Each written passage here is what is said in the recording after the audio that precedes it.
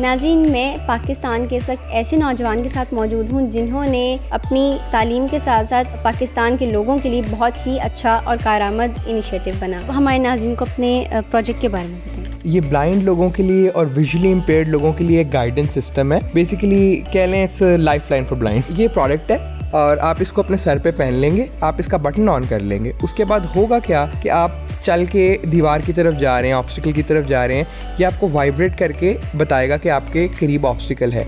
या फिर अगर आप साउंड मोड में हैं तो ये आपको साउंड्स के थ्रू बताएगा कि आपके करीब ऑब्स्टिकल है। अस्सलामुअलैकुम, मैं हूँ सैयदा कहकशां और आप देख रहे हैं ख़बरनामा। नाज़रीन, मैं पाकिस्तान के इस वक्त ऐसे नौजवान के साथ मौजूद हूँ जिन्होंने अपनी तालीम के साथ साथ अपने फ़ाइनल ईयर प्रोजेक्ट के लिए ऐसा इनिशिएटिव उठाया जो सिर्फ़ इनका फ़ाइनल ईयर प्रोजेक्ट नहीं बल्कि पाकिस्तान के लिए और पाकिस्तान के लोगों के लिए बहुत ही अच्छा और कारआमद इनिशिएटिव बना। वो क्या है, कैसे काम करता है, वो हम इन्हीं से जानते हैं। अस्सलाम वालेकुम। वालेकुम अस्सलाम। आपका पूरा नाम? मोहम्मद अहमद बिन ज़िया। अच्छा, अब हमारे नाज़रीन को अपने प्रोजेक्ट के बारे में बताएं। जी, basically this project is called the walk I. ये ब्लाइंड लोगों के लिए और विजुअली इम्पेयर्ड लोगों के लिए एक गाइडेंस सिस्टम है। बेसिकली कह लें it's life line for blind. Basically आप इट्स हैट, अगर हम इसको देखें थोड़ा सा, तो ये प्रोडक्ट है और आप इसको अपने सर पे पहन लेंगे, आप इसका बटन ऑन कर लेंगे। उसके बाद होगा क्या कि आप चल के दीवार की तरफ जा रहे हैं, ऑब्स्टिकल की तरफ जा रहे हैं, ये आपको वाइब्रेट करके बताएगा कि आपके करीब ऑब्स्टिकल है। या फिर अगर आप साउंड मोड में हैं तो ये आपको साउंड्स के थ्रू बताएगा कि आपके करीब ऑब्स्टिकल है। जैसे जैसे आप ऑब्स्टिकल के करीब जाते जाएंगे, ऑब्स्टिकल आपके करीब आता जाएगा। द इंटेंसिटी ऑफ फीडबैक, यानी फॉर एग्जांपल अगर वाइब्रेशन है तो वो तेज़ होती जाएंगी। अगर साउंड है बीप बीप, सो उनकी बीप्स के टाइमिंग कम हो जाएंगे। जैसे first it's beep beep and it would go like beep beep beep beep beep beep. So वो आपको इंडिकेट करेगा कि आप कोई चीज़ आपके करीब है। फिर इसके अंदर अगर एक और फीचर की बात करें, इसके अंदर है जिसे आप कहेंगे डायरेक्शनल फीडबैक, यानी अगर आपके लेफ़्ट से ऑब्स्टिकल है तो आपके लेफ़्ट पे इंडिकेशन है, अगर आपके राइट से ऑब्स्टिकल है तो राइट पे है। यानी एक वक्त में आपको वो एक साइड से इंडिकेट करेगा ताकि हमें भी समझने में कन्फ्यूजन ना हो। जी बिल्कुल, जिस तरफ ऑब्स्टिकल है वो सिर्फ आपको उस तरफ से इंडिकेट करेगा। अगर आपको ये फ्रंट से दोनों साइड से इंडिकेट कर रहे हैं, इसका मतलब है कि आपके फ्रंट पे कोई बहुत बड़ा ऑब्स्टिकल है। ठीक है, सो वो एक लैंग्वेज की तरह बन जाएगा जिसको यूज़ करके विजुअली इम्पेयर्ड लोग इंडिविजुअली अब फिर ट्रैवल कर सकते हैं, यूज़ कर सकते हैं उस प्रोडक्ट। अच्छा, मेजरली जो इक्विपमेंट्स बनाए जाते हैं, इलेक्ट्रॉनिक डिवाइसेस बनाई जाती हैं, उनके अंदर ह्यूमन वॉइस या मशीन की वॉइस होती है जो आपको बता रही होती है, इंस्ट्रक्शंस दे रही होती है। तो आपने इसके अंदर सिर्फ सेंसर्स यूज़ किए हैं, व्हाई नॉट लैंग्वेज? देखिए, लैंग्वेज के अंदर प्रॉब्लम ये आती है क्योंकि मैं बहुत ज़्यादा विजुअली इम्पेयर्ड लोगों के साथ शुरू से कम्युनिकेशन में रहा हूँ थ्रू आउट माई प्रोजेक्ट। तो उसमें इशू ये होता है कि वो ओवर इन्फॉर्मेशन बहुत बड़ा प्रॉब्लम है ऐसी डिवाइसेस के साथ। यानी अगर आप खुद एम्पथाइज़ करना चाहें यूज़र के साथ, आप अपने आप को ब्लाइंड फोल्ड करके कभी टेस्ट करके देखें कि आप अपने इर्द गिर्द इन्वायरमेंट में से क्या क्या इन्फॉर्मेशन ले सकते हैं जस्ट थ्रू साउंड्स। तो उनकी सारी जो इन्फॉर्मेशन है वो साउंड से आ रही है, तो आप उसको हिंडर नहीं कर सकते। अब अगर हम उनको बताने लग जाएंगे कि there is an obstacle to your left, turn right, turn left, इस तरह की कोई भी इंडिकेशन देंगे, तो वो जो उसको सुनने में उनका टाइम ज़ाया होगा। जब वो उसको सुन रहे हैं और समझ रहे हैं, उतनी देर के अंदर कोई और चीज़, अगर साइकिल वाला आ रहा है, कुछ और आ रहा है, कोई आवाज़ मार रहे हैं उनको, वो नहीं सुन पाएंगे।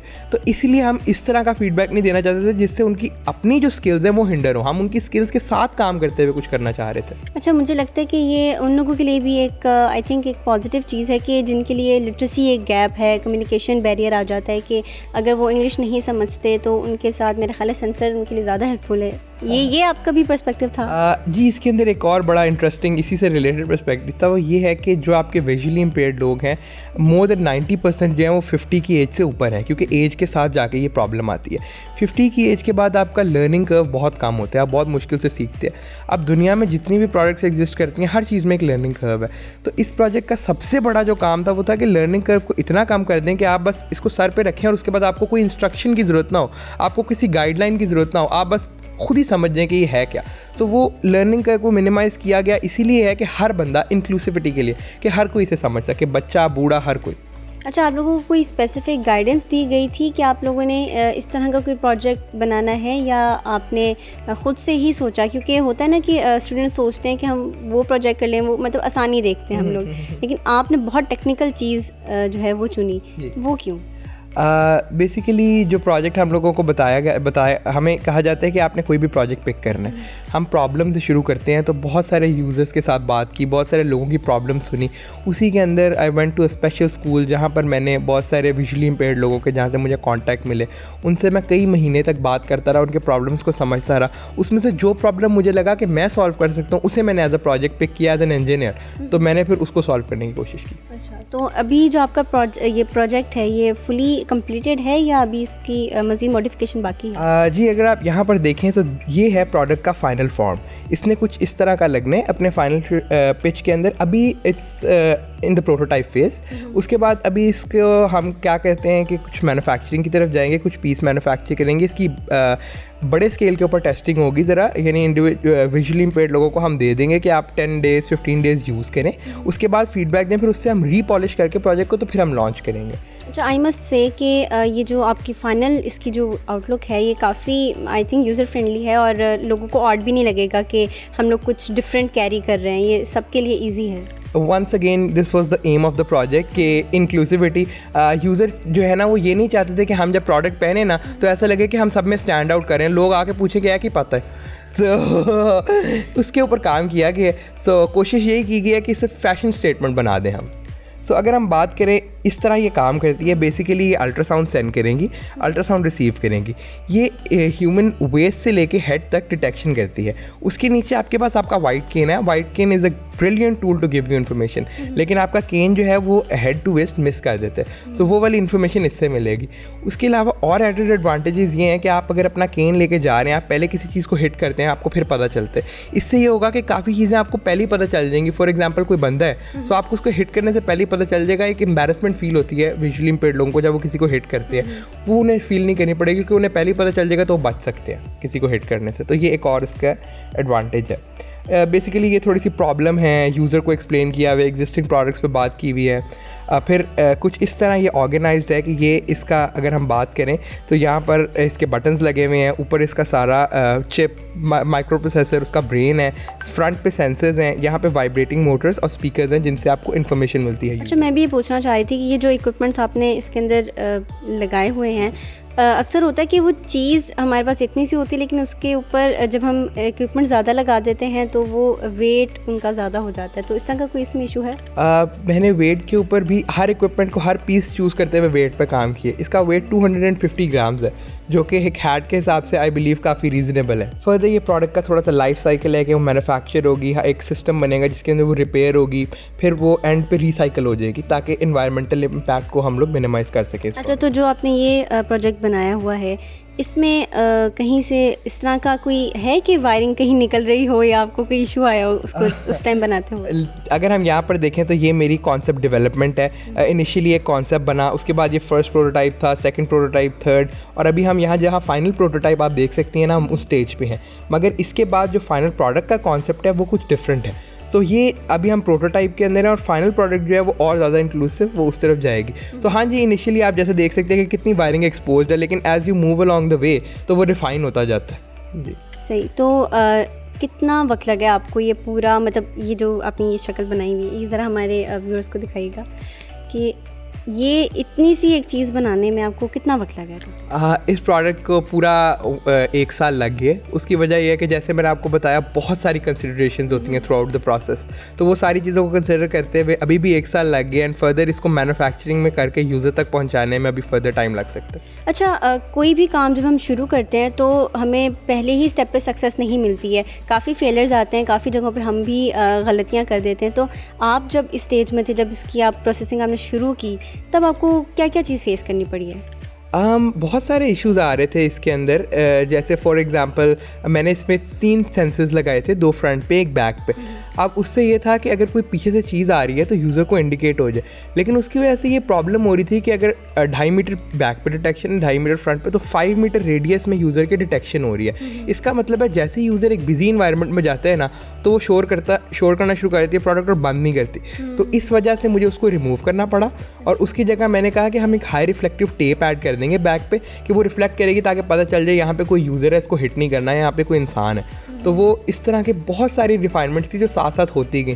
जैसे इनिशियली अगर हम बात करें तो ये सेंसर्स जो है कुछ ऑब्स्टिकल्स को मिस कर रहे थे, उसके अंदर बहुत मुझे समझ नहीं आया। मैंने बहुत सारे लेक्चर से बात की अपनी यूनिवर्सिटी के अंदर, आउट ऑफ द यूनिवर्सिटी भी बहुत सारे लेक्चर से बात की। एक अल्ट्रासोनिक के प्रोफेसर थे वहाँ पर, he has a triple PhD, तो उनसे मेरी बात हुई। उन्होंने मुझे कहा कि बेसिकली आपने ना कोडिंग में ये इशू किया है जिसकी वजह से जो है ना डिले आ जाते, तो वो उसको सॉल्व किया तो उसके बाद वो डिटेक्शन शुरू हो गई। वो किन किन चीज़ों को मिस कर रहा था आपका जो प्रोडक्ट? वो इस तरह से मिस कर रहा था कि जब कोई चीज़ मूविंग थी ना तो वो उसको मिस कर देता था, और उसकी वजह ये मिली थी कि एक सर्टन टाइम पे वो डिटेक्ट कर रहे हैं, उसके बाद जब वो इन्फॉर्म करना शुरू कर देते यूज़र को तो उस टाइम के अंदर वो डिटेक्ट नहीं कर रहा, तो इतनी देर में मूविंग ऑब्स्टिकल करीब आ जाते थे। तो फिर उसकी प्रोग्रामिंग को चेंज किया तो वो डिटेक्ट करना शुरू कर। यानी ये उन यूज़र्स के लिए भी जो रोड पे ट्रैवल कर रहे हैं या वॉक कर रहे हैं, तो उनको ज़ाहिर है ये चीज़ तो उनको पता लगनी चाहिए कि ट्रैफिक कहाँ से आ रही है, कब आ रही है। उसमें आपने फिर से आपने उसके ऊपर वर्क किया? जी, उसके ऊपर भी काम किया हुआ है कि आपको ट्रैफिक की इंडिकेशन हो जाए। ये है कि ट्रैफिक अगर फास्ट मूविंग ट्रैफिक है, फॉर एग्जांपल गाड़ी की स्पीड आपको पता है कि कितने 80 किलोमीटर पर आवर, हम स्लो बात करते हैं कि 20 किलोमीटर पर आवर भी हो तो भी 2.5 मीटर का फासला करने में कुछ सेकंड्स की गेम होती है। तो इतनी जल्दी आप एक मूविंग ऑब्स्टिकल से तो नहीं बच सकते, लेकिन आपके ह्यूमन एयर्स जो हैं वो इतने फास्ट हैं कि इस तरह की चीज़ का आपको पता चल रहा है। लेकिन कोई चल के आपकी तरफ आ रहे, कोई साइकिल वाला आ रहा है, इस तरह की हर चीज़ से आप बच सकते हैं। अच्छा, जब आपने ये प्रोजेक्ट चूज़ कर लिया कि अब आपने यही करना है, तो आपके जो पीयर्स, फैमिली, फ्रेंड्स, इन सब का क्या रिस्पॉन्स था?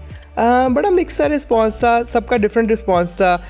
एज इंजीनियर्स लोगों का कहना था कि यार इसके अंदर जो है टेक्निकलिटी कम नहीं है, इंजीनियरिंग टेक्निकलिटी, क्योंकि मैं हूँ मैकेनिकल इंजीनियर। प्रोजेक्ट था प्रोग्रामिंग और इलेक्ट्रॉनिक्स का, जिसका मेरे से कोई ताल्लुक नहीं है, तो उसके ऊपर भी एक बड़ा क्वेश्चन था कि यार मैकेनिकल यानी प्रोडक्ट डिज़ाइन इंजीनियरिंग मैं कर रहा हूँ, मैकेनिकल की मेरी बेस है, तो मैं इलेक्ट्रॉनिक्स का प्रोजेक्ट क्यों कर रहा हूँ। तो मेरा ये था कि यार अब आते या नहीं आता, जो करने वही करने हैं, तो इसलिए मैंने फिर ये वाला प्रोजेक्ट पिक किया। पाकिस्तान में तो बेचारे इंजीनियर्स को बहुत ही ज़्यादा रोला जाता है, बेचारों के ऊपर इतनी मीम्स बन चुके हैं। कोई इंजीनियरिंग का कहता भी है तो पेरेंट्स पहले उसको इस तरह देखते हैं कि तुमने इंजीनियरिंग करनी है। तो आप, मुझे लगता है आपको ये बहुत बड़ा प्लस पॉइंट है कि आप पाकिस्तान से नहीं पढ़ रहे, आप बाहर से पढ़ रहे हैं। हाँ जी, बिल्कुल प्लस पॉइंट है। और मेरे फादर भी 3 इडियट्स की तरह, उन्होंने कहा था मेरा बेटा इंजीनियर बनेगा, तो इसलिए फिर इंजीनियर बन गए। तो पेरेंट्स को तो प्राउड हुआ होगा कि हमारे बेटे ने इंसानियत के काम आने वाली एक उसने चीज़ बनाई है। तो पेरेंट्स का क्या रिएक्शन था जब ये फाइनल हो गया? जी, बहुत ज़्यादा प्राउड हैं, और वो चाहते हैं कि जल्द अज जल्द मैं इसको लोगों तक पहुंचाऊं, और वो चाहते हैं कि मैं इसको एक पूरे प्रोजेक्ट में कन्वर्ट करके एक NGO क्रिएट करूं, और जिसके साथ मैं एक बड़े स्केल के ऊपर काम करूं। तो वो ये देख के वो बड़ा खुश थे कि इसकी कम से कम अप्रोच इस तरफ है, इसकी कोशिश इस तरफ है। अब वो जब मैं सक्सीड करूँगा ना तो फिर वो असल प्राउड उनको तब फील करेंगे वो। जी। तो आपके पास कोई अब तक आया है कि जैसे प्री बुकिंग्स होती हैं ना, कि जब हम कोई चीज़ लॉन्च करने वाले होते हैं तो लोग बहुत तंग करते हैं कि हमारी बुकिंग्स ले लें, हमें इतने दे दें, हमें इतने पीसेस दे दें, तो अब तक ऐसा कुछ सीन हुआ? जी, तंग तो नहीं मैं कहूँगा, लेकिन बहुत ज़्यादा लोग मुझे अप्रोच कर रहे हैं, एंड उनकी लाइक स्टोरीज़ एंड सारा कुछ और मेरे साथ डिस्कस करते हैं कि ये है कि फॉर एग्ज़ाम्पल एक आंटी ने कहा कि मेरे बच्चों के लिए, आपने बच्चों के लिए कंसिडर किए इसके अंदर? मैंने कहा नहीं, बट आपका बहुत अच्छा पॉइंट है। मैंने इसके इलेक्ट्रॉनिक्स को इंटरचेंजेबल बनाया ताकि हम साइज़ में वेरिएशन कर सकें। तो उससे मैंने कहा कि हम इसको डेफिनेटली बच्चों के लिए भी इंक्लूसिव करेंगे कि बच्चे भी यूज़ कर सकें। इस तरह बहुत सारे लोगों ने मुझे कांटेक्ट करके उन्होंने कहा है कि जल्द अज जल्द इसको आप प्लीज़ पूरा करें ताकि हमें ये मिल सके, हमारे लिए बड़े ज़रूरी है। तो चलें, अब हम, मेरा ख्याल है हमारे व्यूअर्स को आपके ऊपर एक प्रैक्टिकल उनको ना करके दिखाते हैं कि काम किस तरह करेगा। जी श्योर, ठीक डेफिनेटली।